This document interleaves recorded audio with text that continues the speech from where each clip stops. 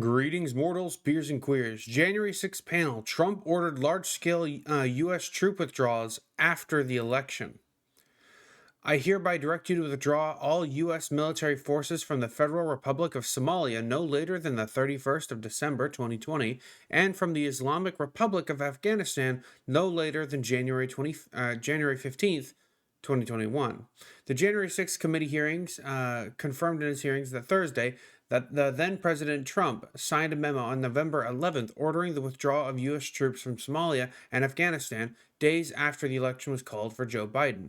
Now, why does that matter? The committee pointed to the existence of the memo, which was first reported to Axios Off the Rails series in May 2021, as evidence that Trump knew that he'd lost the election and was scrambling to cement his foreign policy legacy before leaving office. Top leadership of the Pentagon viewed the hasty withdrawal as irresponsible and potentially dangerous and immediately mobilized to urge White House officials to change Trump's mind.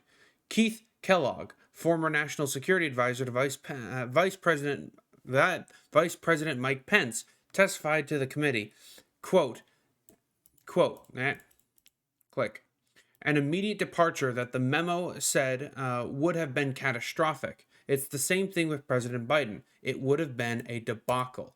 So essentially what we see is Trump knew that he'd lost, knew that his term was coming to an end. And so what he tried to do is cement his foreign policy legacy by setting up failures for his predecessor or for his successor to make sure that Biden encountered military and public debacles as soon as he entered office. And of course, we saw that with Afghanistan, rather famously.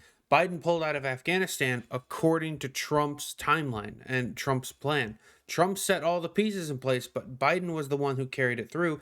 And look at that. Afghanistan was a disaster. Trump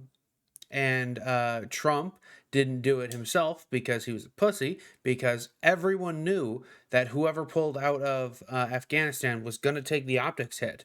That just was going to happen. And it ended up being really bad. And it's a thing that conservatives still talk about, how Biden failed to pull out of Afghanistan, even though it was Trump's plan to begin with. And we're just seeing more evidence of that, of course. In the coming days, I'll probably go over the latest episode of the January 6th panel in more detail. But that's going to wrap it up for today because I'm very busy. So follow for more daily videos, support me on Patreon, and join the Discord. And with that, y'all have a good evening.